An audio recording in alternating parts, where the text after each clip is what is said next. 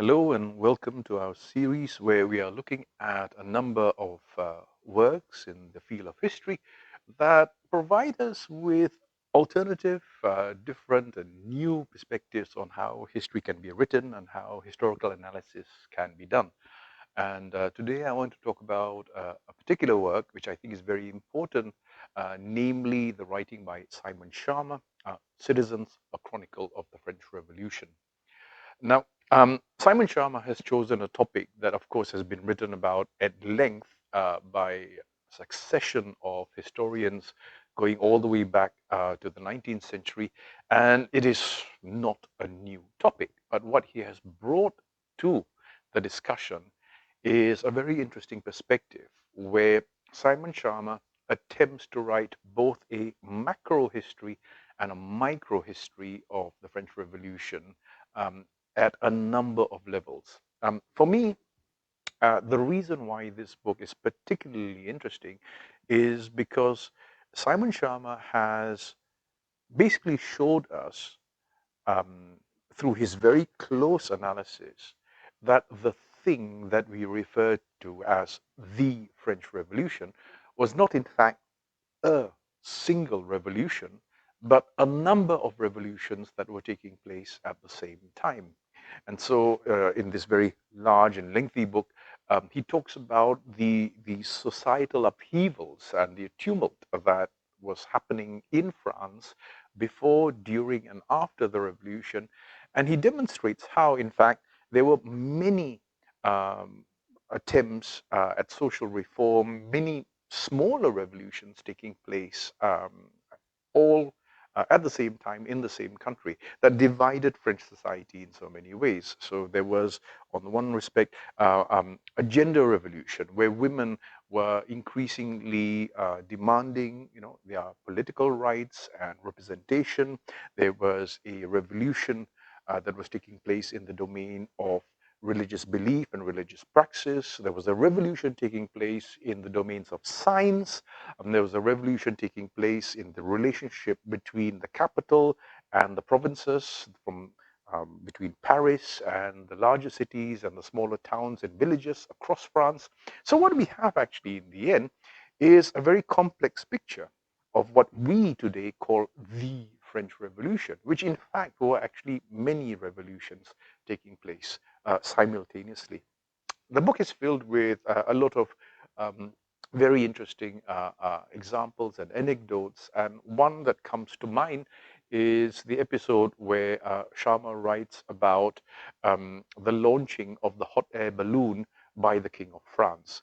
This is an interesting episode because Sharma, who takes a micro historical approach, looks at the newspaper reports and the pamphlets and the writings that appeared before, during, and after this event. And he tries to recount how this singular event actually had many different meanings for different people who were there. When Montgolfier's hot air balloon was launched by the king, an enormous crowd had assembled to watch the balloon taking off. This was regarded as a great achievement in the field of science because it proved that human beings could now take to the skies and fly. It's an enormous achievement as far as the development of science was concerned. But Sharma also notes one important thing, that the ruler of France had for so long been regarded as the center of the country, where the king was, the representative of the French nation. But during this event, all eyes were focused not on the ruler, but on the hot air balloon. And in the process of doing so, the king is displaced by this spectacle of modern science. It's an interesting episode in his large book where he recounts how these kinds of shifts were taking place across French society in the domain of the sciences, of the world of letters and writing, of philosophy, of political theory. And all of these changes were not necessarily moving in the same direction. And this is the important point that we get when we read Sharma's work. Sharma is trying to show to us that the French Revolution did not follow a linear path where a sequence of events led from one event to another in a systematic, determined manner, but rather there were many currents of history happening at the same time, some moving in the same direction, some actually opposing one another. And this gives us a very complex picture of this thing that we call the French Revolution. So why is this book important?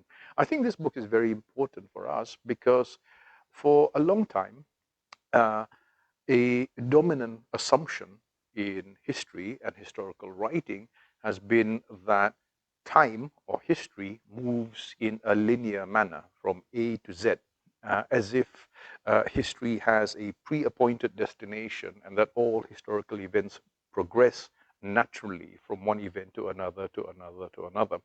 What Simon Schama is doing in this book is basically showing to us that historical progression does not necessarily move in a linear manner, and that there are actually many historical paths that are taken at the same time, some of which may crisscross one another.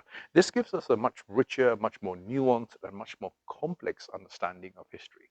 And I think this is a very important book for those of us who are interested in history, because this is the kind of historiography that we are seeing today.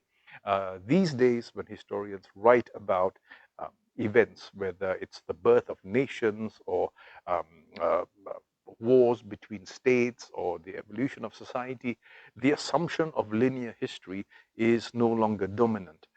We have come to embrace, this multifaceted, um, multi-paths, a history of many paths, and I think this is a very good text for us to read today, to remind us of the fact that history is actually a very complicated process, and that history does not always, move according to a fixed trajectory and leads us to a final conclusion. History remains an open-ended process that is filled with contingency and the possibility of variability, of accidents, of contingent events, unexpected events, and this makes history something that is fundamentally unstable, but also very complex and very interesting to study.